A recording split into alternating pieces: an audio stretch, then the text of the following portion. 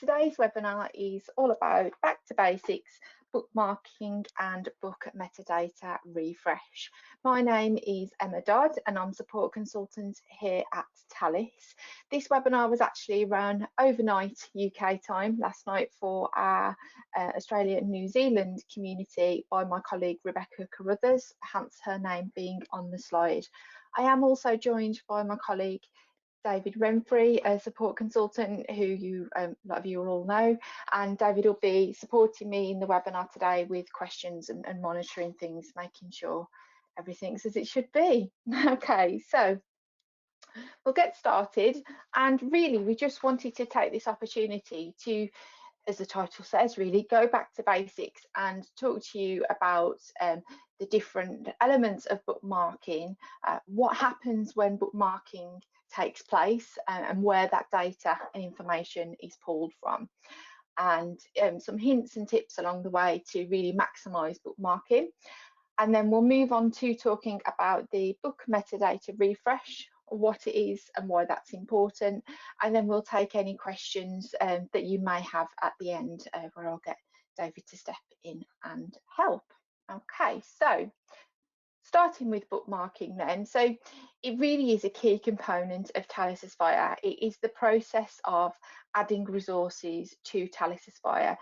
Your institution may not refer to it as Talis Aspire, it's your reading list tenancy or reading list online, but it's basically your instance of Talis Aspire, how you gather resources from different areas across the web, and then how they get bookmarked onto the system.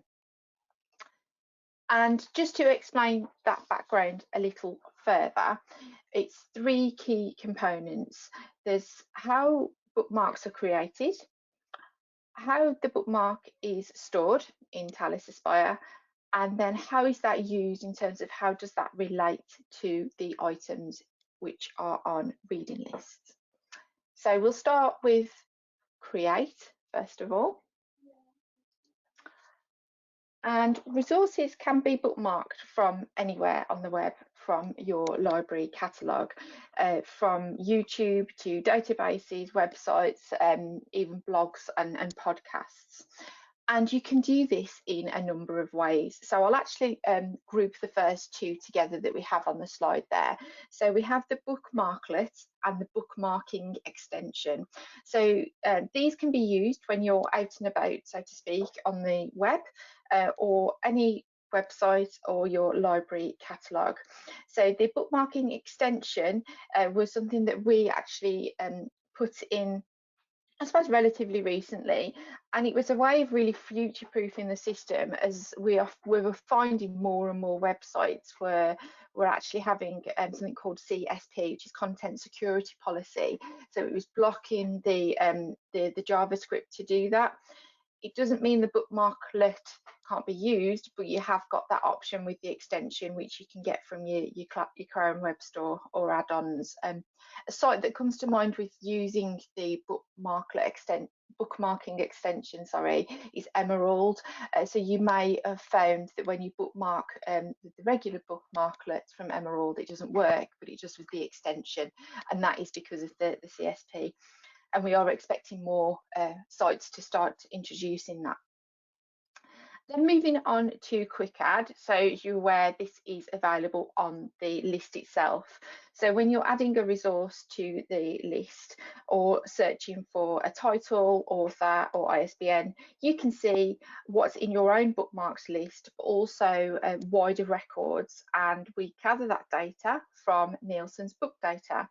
So if you think you've bookmarked a title and it turns out you didn't, you may find that resource in the book search portion of the Add Resource screen, which is known as Quick Add. And then the lookups area is from the Edit Bookmark screen. So what you're able to do there, and some people prefer to use this, is you can search by ISBN, which will look in your catalogue, as will if you search for LCN, local control number. If you put in a DOI, we will search Crossref to find that information and pull that in. So just so you knew where all of those were from. With import, this is a feature that you can gather from your My Bookmarks screen. It's something that universities can tend to do when they start with us to get lists up and running, but also maybe if an academic's come from another institution and they've got a list of citations. So from there, you can select to import RIS files that you've exported from another reading list or website, or from a reference management tool such as EndNote. And then finally, another way to create a bookmark is manually, and there's the option to do this, which is great if you can't find the resource anywhere on the web, but you want to use on your list. And also just to add on that as well, any of the bookmarks that you do add, you do still have that option to edit them, but I will go on that a little bit further.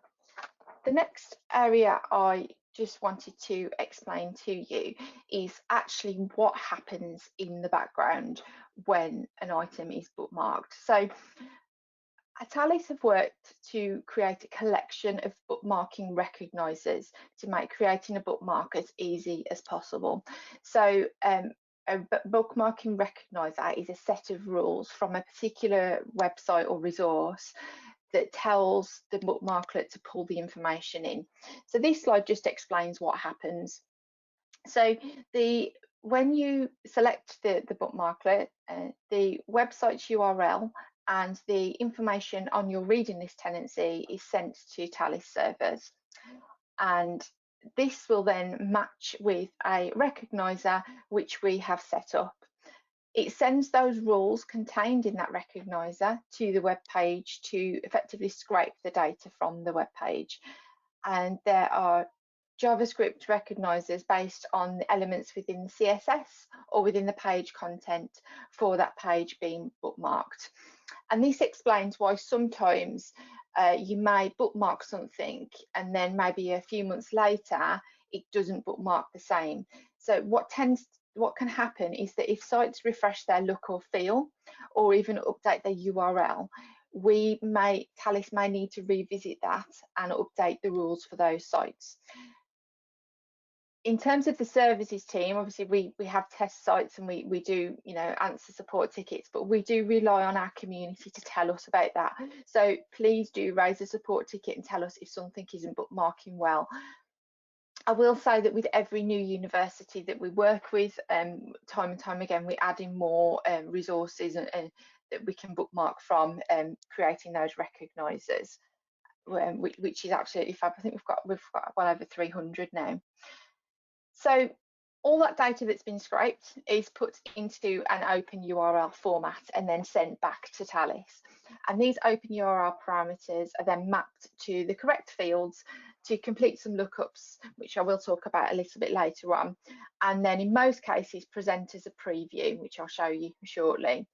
You then redirect it to the page that you're bookmarked from. So it does all of that in a much quicker time than I can explain what it actually does, but it might be interesting to you to understand what actually happens when bookmarking takes place. So you bookmark something and a screen comes up, such as yourself, and then the URL that actually is placed once that's taken place looks something like this. So this URL is an example of what's packaged together when that bookmarking takes place. And what I'm just going to do now is break this down for you. So first of all, the first part of the URL, we can see here, it's the tenancy that's been bookmarked. So Broadminster is a fictional university tenancy, which we have at Talis, and that's what we've used for this example. You've then got the parser title. So where did it actually come from? So in this case, it was Amazon, but it could be, the name of a journal site, etc. The next, because this was actually a book, you've got the ISBN. So you can see here in pink, RFT ISBN. So this is what's been when the ISBN has been pulled in, and that's within that URL as well. Then the book title, and we can see it's Stella Cottrell Study Skills, where you've got the author there as well, a book that Amazon is always asking me if I want to purchase, because it's something that we use quite a bit in testing. And then you can see the URI there as well, to get that link through as well. So you'll see here the information and what's scraped and how that has been scraped. While we are just talking about the topic of open URLs, I did just want to quickly mention COINS. So COINS stands for Context Objects in Spans. And some sites use COINS, which make it really easy to bookmark from. And examples are Summon and those using EBSCOhost, EDS, etc. I do just want to mention that we have had recently flagged that using COINS in Summon, there has been some data in the wrong fields. So just to say as an aside, we are aware of this and Ex Libris are aware of this and they are currently working on a fix. So for those it's been affected, I know that that's a discussion on the support ticket, and we will update you when we're aware back from Ex Libris what they've done there. So just wanted to mention that. Okay, so back to what COINS does. So COINS is another method to create those open URL packets of data. So basically, instead of scraping the content from the web page, we locate the COINS element in the web page and we pull the open URL from there.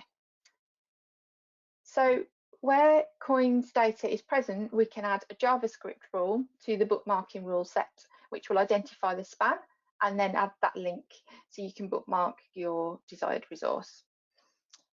COINS really does shine where there is more than one resource on a page. So you can see this on the example here from Summon's results page, which is an example from University of Worcester, where we click on the bookmarklet, it loads a new link against each item. So you'll see that in the blue text, and you've got bookmark to reading list next to each of the versions. This is great to enable academics to bookmark an ebook version where there's also a print resource available. So if this is something that you are interested in exploring for your Summon or EDS interface, do let us know so we can see if the functionality is ready and waiting, or if you need to contact your platform to enable a widget, and we can advise that in your specific cases via the support ticket. If you are inquisitive and like to look at the code on web pages and you wanted to have a look to see if it was there, you can look in the background for a class of Z3988, and that's what we'd take a look at to see if the COINS data is there. That's just a little bit on COINS to explain about. So, as you know, there is a lot of information that goes into referencing an item. There is more than what's on this screen, but I think this really just demonstrates the point of all those pieces of information that we are pulling in. And actually, we can also add music scores to that, but I'll explain that a little bit later on. What I wanted to talk about now is sources of truth. And this really depends on the identifier that is being used. So first off, where an LCN or a local control number is located by the bookmarking recogniser, Talis will look at your catalogue to find a matching LCN. This may be called something different by your library management system, for example, BIB ID or MMS ID. If your catalogue record has an 856U field, we will pull in the web address information from there and ID it as an online resource. So moving on to an ISBN. So where an ISBN is located, Talis will search your catalogue for a matching ISBN, and as soon as it finds one, it'll stop searching and it'll pull the metadata into the bookmark. If no match is found in your catalogue, a second source of truth is searched, which we actually use Open Library for. Step 3, if there's no match found there either, the bookmark will revert to the information that's been scraped from the web page that you're bookmarking from. So it'll go straight to where you're bookmarking from if it hasn't found it from those other two sources. And then finally, just to explain about the third option, which is a DOI, source of truth. So if there is a DOI, otherwise known as digital object identifier, if that's found, Talis will search cross-ref, pulling the metadata from there. If no match is found, the bookmark again will refer to the information that's been scraped from the web page. There are occasions where DOIs are listed on journal articles, but they haven't been registered. So searching cross-ref will result in no matches. And I know that has come up, so it's just worth noting. There do need to be registered DOIs for us to be able to pull that source of truth in. A summary and tips of creating bookmark. So metadata is retrieved from the web page that you book from. This means the bookmark is only as good as the information we are able to retrieve from the site, or any additional lookups that Talis performs based on the data pulled from the web page. And just to recap those additional lookups, whether it's through your catalogue LCN and whether it's through the DOI and the ISBN. Sources of truth are used to override the information pulled through by the bookmarking rule set. So if we match on your catalogue, either by LCN or ISBN, Talis will display your local holdings on the item in a reading list. And that's the priority, because then you're seeing that students are seeing that the availability is there.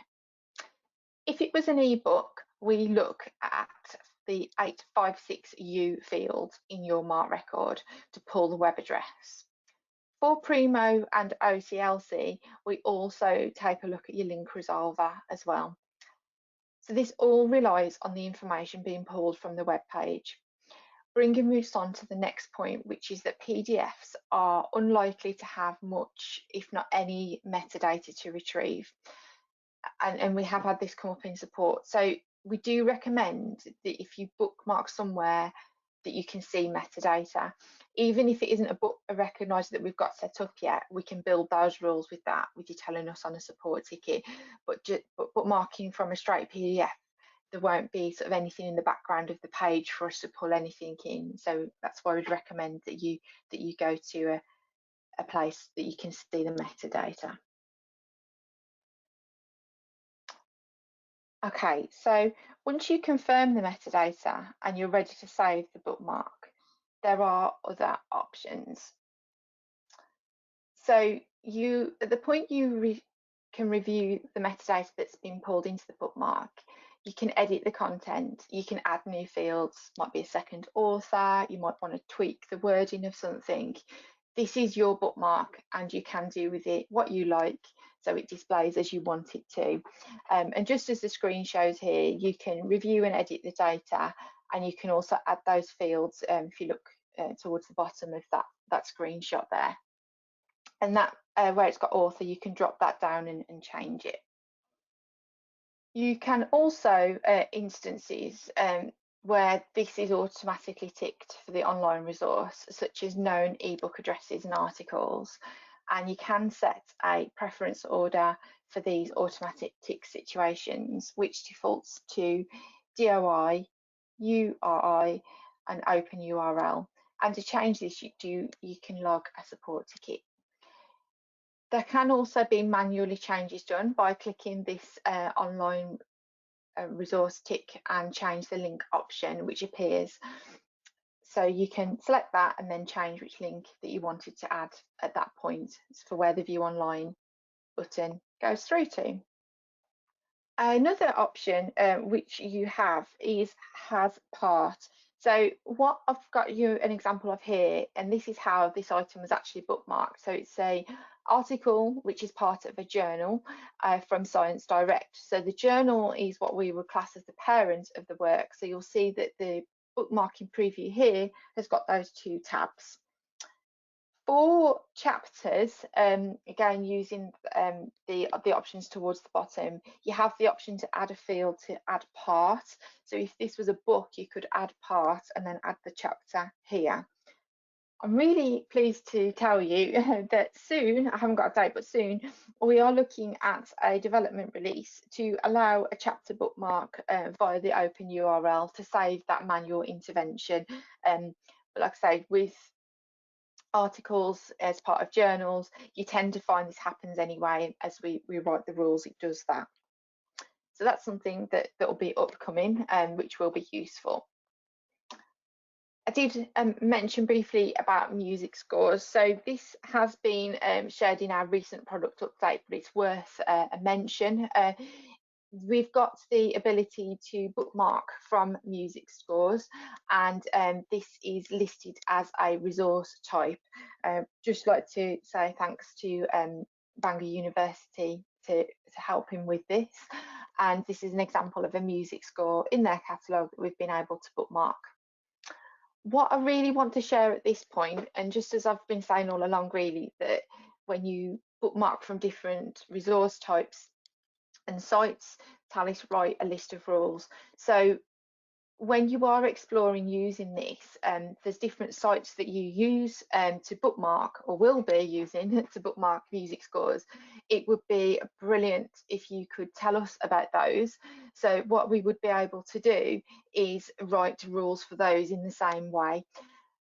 If you let us know by ticket in the usual way, but what I will say as well, just to help us with the turnaround of it really, is that if you can, when you raise that ticket and the link of where that resource is, pop it in either a guest login or an access login, because to write those rules we need to get, you know, under the hood, so to speak, really, of that website. So that would really be helpful when you raise that. So I hope that's useful. So that's just a few of the options you've got on editing the bookmark. When you actually want to add it to the list, you have the option to create. As you know, that saves the bookmark as a resource to yourself in your My Bookmarks area, and then you can decide later which list to add that to. You then also have the option to create and add to list. So this saves as a resource, and it also adds an item to a list. It also links the item to the original resource in your My Bookmarks. So any changes that you make on the item for the list or in My Bookmarks will be updated in the resource. If you've got sections in your list as well, at this point when you select create and add to list, it will give you the option to say where in the list you want it. So is it in a certain week or section, or the top and bottom of that area? What's important to note is that if that resource is present across multiple lists, you are asked if you wanted to update it on the one list or all instances of the item. That relates to all instances that your resource has been used in lists, not all bookmarks across your tenancy that match the metadata. It's just an important one to note there. You also have the option to cancel and just simply return to the web page which you started at, which is just there. Okay, so moving on to using a bookmark. So as discussed earlier, when you create a bookmark, it creates a resource record to your My Bookmarks area, which can then be used to add an item record to reading lists. This item record is linked to the resource record in your My Bookmarks area, so you can edit, bookmark and update it in multiple locations. And what you can see here, where a bookmark is added at the point of bookmarking or after clicking add resource when editing a list, it will search your previously bookmarked resources or create a new resource using the inbuilt quick add functionality, which searches Nielsen's book data. As I mentioned earlier, we're not delving into quick add on this presentation, but if you are interested in more information, please do let us know during the question time. Okay, so a little bit on the editing bookmark used in another location. So if you have edited an item on a list and then that item's resource was used on other lists, you will see this pop up telling you which lists the resource is present on. Clicking change all to in this instance will update the resource in my bookmarks and also the items on both lists. However, if you just want to reference a specific chapter from a book for this list and this list only, you can select just this occurrence. This doesn't update the bookmark on any of your other bookmarks then, and it would just be specific to that one that belongs to the list. Final aspect that just wanted to talk about today before we move on to discussion and questions is the book metadata refresh. So as mentioned earlier on, your catalogue is the source of truth for metadata in Talis Aspire. Sometimes books are bookmarked and they're not yet available in any form from the library because perhaps you've got your acquisitions workflows to go through. Once they are available from the library, you want a quick and easy way to update bookmarks to link to your catalogue holdings. And this is exactly what the book metadata refresh is designed to do.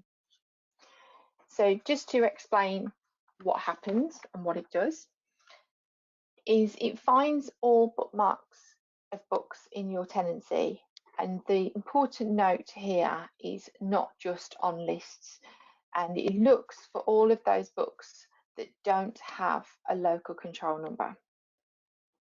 It then looks to match the ISBNs in the bookmark with the ISBNs in your catalogue. So it does a loop check. The first matching ISBN that Talis finds, it will pull the metadata from your catalogue and enter it to the bookmark. And I will say this is a background job as well. So you can still, have list editing happening, reviews happening, list creation, everything like that. It's just a background task. There's no downtime at all. So what's really important because of this process, which is really useful, is that those updates are for items across the tenancies, i.e. bookmarks that are in colleagues' My Bookmarks area that are looked at. So although using the all list items report can be useful to look at how many you've got not in the library catalogue before and then after the book metadata refresh, it will give you a slightly different number of items without an LCN because it's looking at everybody's bookmarks, not just what's in the added to lists. It matches the first ISBN in your catalogue. So if you have a print and an ebook record in your catalogue that both feature the ISBN, Talis will just use the first ISBN located and won't keep looking. So it's useful to have your ebook records separately for that purpose. It does override the metadata, so it's important that bookmarks are correctly structured. And what I mean by that is using that has part field from the drop down if there's a chapter, and not just overriding the title of a book with chapter 4 of. So the more accurate your bookmarks are, the better that book metadata refresh will perform. We do sometimes get asked about notes. It doesn't actually alter any notes on list items. It simply updates the metadata of the bookmark so that availability shows. And there is no report on what was updated. However, once the job completes, you do get statistics on the number updated, but you can't see the details of which bookmarks were updated. So as I mentioned, and I've brought this up with support calls as well, the all list items report running a filter of book and chapter not in library catalogue before and after can give you an idea of what that will do. But it's the book metadata refresh is doing all bookmarks. And think of it as those bookmarks that are waiting to go onto lists. I'm very pleased to know that was all of the information that I had to share. I've got some closing slides shortly, but first of all, we do appreciate that there's a lot of information that has been shared. So we had a couple of questions from Tom at Sheffield Hallam. Hi, Tom. So there was a question about compatibility issues with Primo VE. I have responded to both of these, but just in case people haven't been following the conversation. So in terms of bookmarking from Primo, yes, we're fully capable of doing that. However, what I would say about Primo VE is because it's very configurable, we notice that nearly every university that uses it chooses to expose slightly different elements on the page. So that usually means we end up creating an individual parser for each university. The one thing I would say, if you are using Primo VE, the one thing we encourage you all to do is to make sure that you have the MMS ID exposed.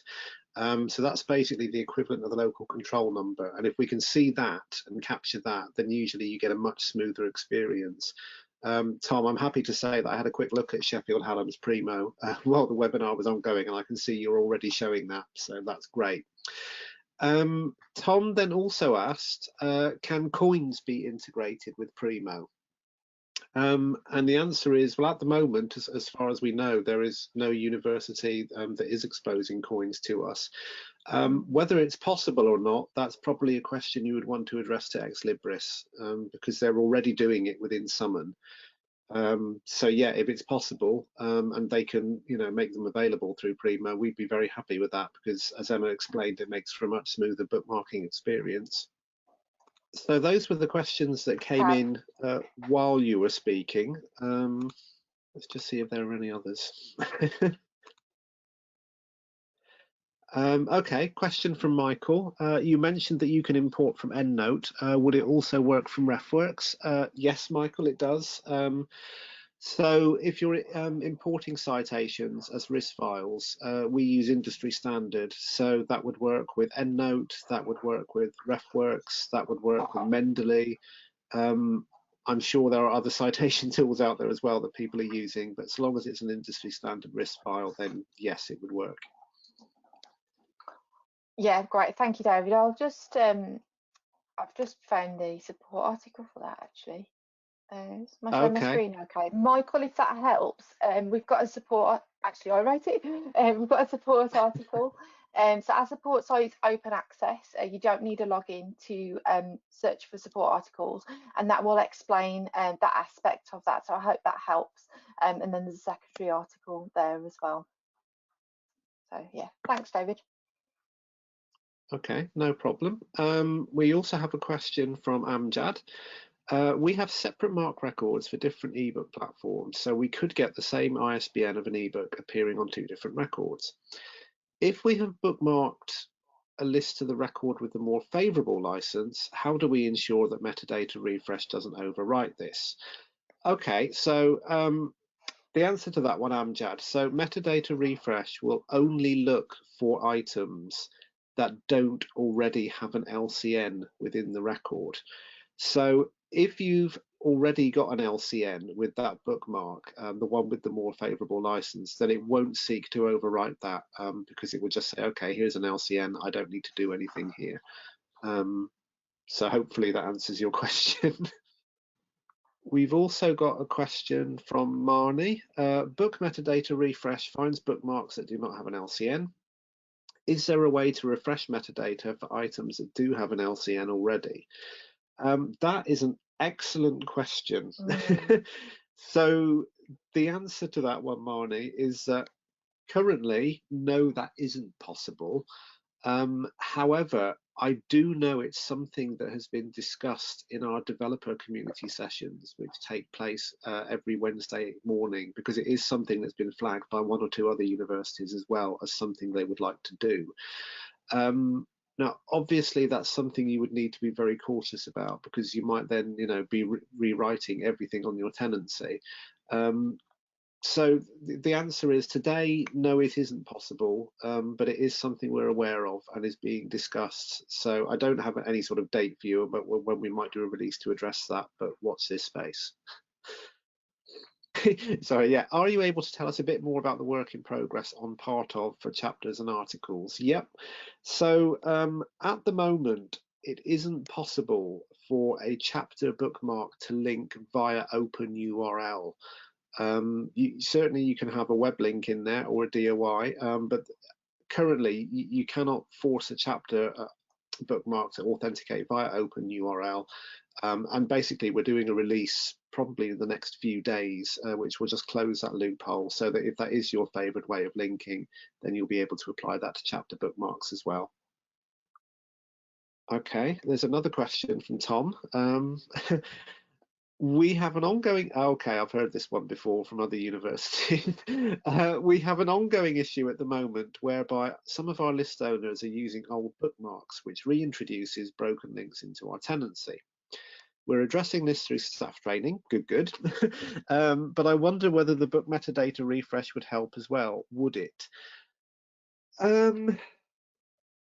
Again, it goes back to this issue of whether those items have an LCN or not. So I'm smiling because I've heard this one recently.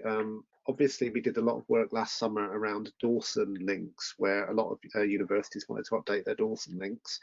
And I've spoken to a couple of universities recently who have said that they're finding Dawson links are starting to crop up again because, you know, lecturers are using things that they bookmarked 6 months ago or, you know, 12 months ago or whatever.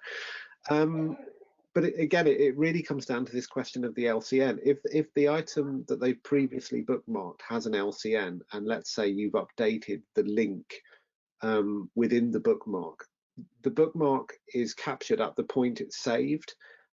So as of now, those links are still going to be in there, unless there is no, you know, LCN within the bookmark. But if it's an item from your catalogue, it's probably going to have one. That's a very good question. I mean, certainly you're addressing it through staff training, brilliant. Whether there would be a longer term fix for that, that might be a question for us to take back to the consulting team. We can ask the question and provide an update when we send out the link to the recording, I think. Is there any way of seeing personal bookmarks or extract them from the back office? So you're talking about the My Bookmarks area. I mean, you can see your own personal bookmarks in the My Bookmarks area. You can't see bookmarks that other people have saved, even if you're an all-powerful system admin. Is that what you meant, Pauline?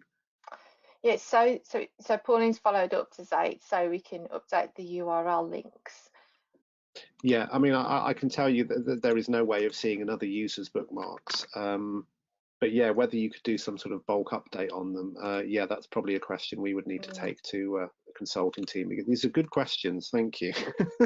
Yeah, and I can see why you're asking that, Pauline, in terms of the earlier comment about the, you know, older bookmarks that are being put in, and that's them pulling those problematic links. Okay, there's a question from Chris. I've heard this one a few times again. Why does the ability to add a bookmark disappear after you have used the search box to locate an item on a longer list? Again, it's a good question, Chris, and it is one I've heard before.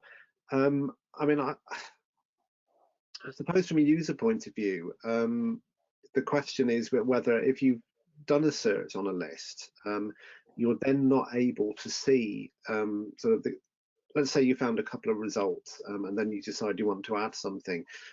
You're not really able to see the greater context of the list. So it's difficult to see exactly where you're placing it in sort of the context of the whole, if that makes sense.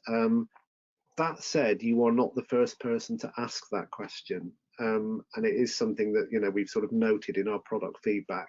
So we will note that you've asked that question today and add that to that feedback. And if it's something that enough people would like to see, then it might be something we can look at developing for the future. Okay, so Amjad has asked, we'd like to use Summon for bookmarking books, but be able to have one entry appearing on the reading list linking to both the print and the ebook. How is this possible? So Amjad, I'm not familiar with your setup, but basically it's how we're taking it from the library catalogue. So if there's one record and the print and ebook is within that record, that would be what's pulled in the bookmark. If your print books and your ebooks are two separate records, I know what some universities have been doing that I've spoken to is they'll bookmark the print book, but then they've got something built in their workflow, perhaps at review stage, is then the ebook link is added. I don't know if David, you've got anything to add to that. I mean, yeah, I agree with everything you've just said. I mean, some universities will actually merge the print and ebook record so that the ebook URL is contained within the MARC record for the print item. Now that may be an avenue you want to explore, or it may not, because of course you use your library catalogue in lots of different contexts as well as Talis Aspire, and it may be that that's not going to be a solution for you. But ultimately, you can only have one LCN in one bookmark at the moment, and there's good reasons for that, because obviously if you've got two LCNs, then you've not got one source of truth to ensure that all the metadata within the bookmark is reliable.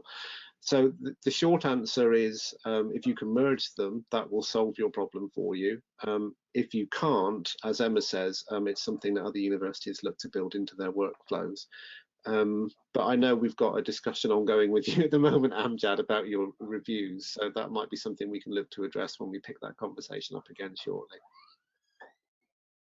Fab, thank you. It's been brilliant to hear all of these questions, and like I said, we will take this feedback back and follow up where appropriate. I do hope that you've found this useful and interesting, and for those of you also listening back on the recording as well. So conscious of time, so if you do have any other questions, please do raise a support ticket. Myself, David, or my colleague Rebecca will be able to help you. As always, we make sure that we have lots of opportunities to connect with you all, more than ever. And we've got some upcoming webinars.